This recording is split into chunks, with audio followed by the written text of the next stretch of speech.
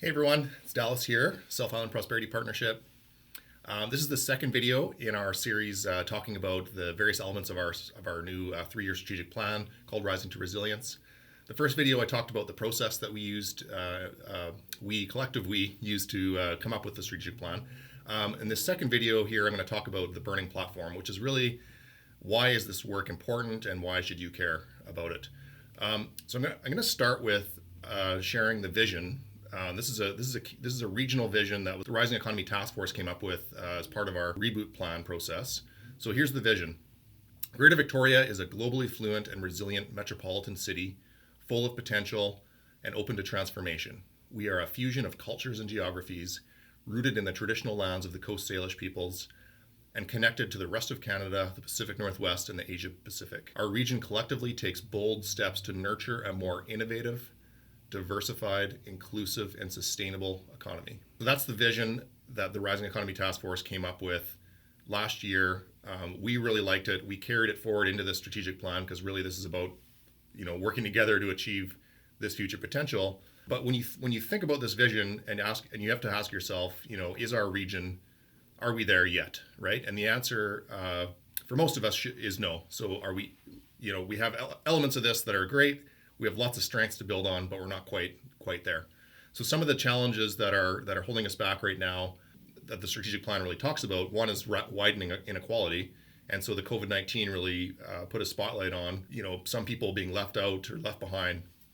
And economists have been talking about this K-shaped recovery, which is really, some sectors, bounce back from the pandemic really quickly. Other ones are going to lag for potentially years to come. And so really this widening inequality is a huge risk for our region. The second one, rising unaffordability.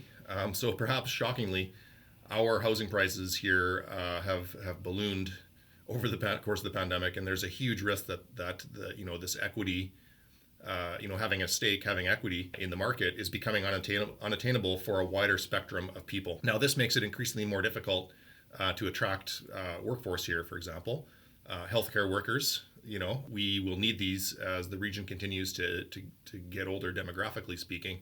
So that's just one example of many I could give, but it's an issue that we all should care about. The next one is transportation and connectivity. This issue is obviously very complicated, but basically what we need to do is we need to envision what our region will look like as a population of 500,000 people, which is just a few years away according to BC Stats and the CRD population projections. And so we ask ourselves, can our current systems and infrastructure meet the needs of that 500,000 population? That's really the best way to think about it. And so there's some gaps there. The next one is the strained Main Street economy.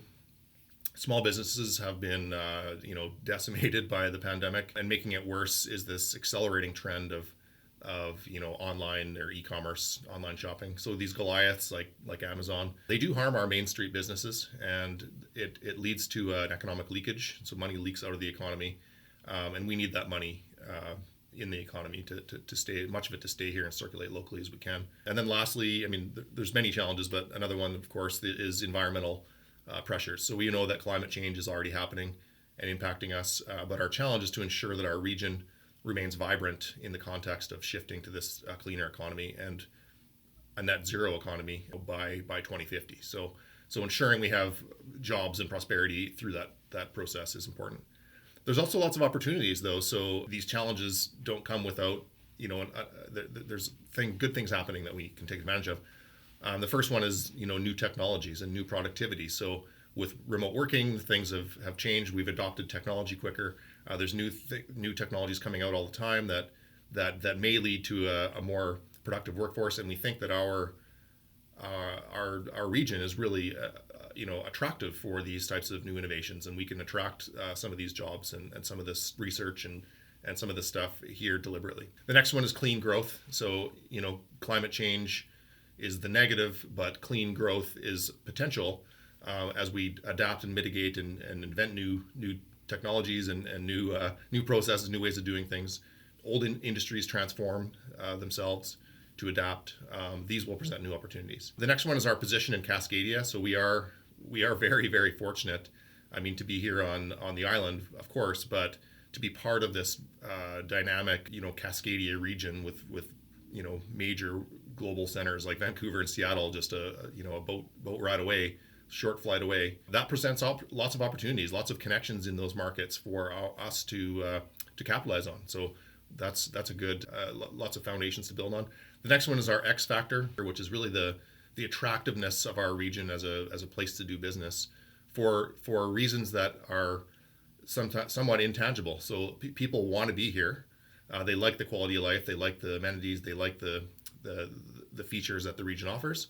And so we need to exploit those to attract what we want. Another opportunity is, of course, the Indigenous economy. So this is a huge potential. It's an area, I think we're entering a new era of equity and relationship building and reconciliation with our local Indigenous peoples, and really embracing those relationships, I think, is key to our region's future. So how we address all this stuff is complicated, and this strategic plan is really our answer to at least what our role as an organization is, as this collaborative alliance to pursue this vision that I started off with. We know we can't do it alone, and so in the next video, I'm going to talk a little bit about how we execute this work through our 4 strategic pillars. So we'll see you there. Thanks.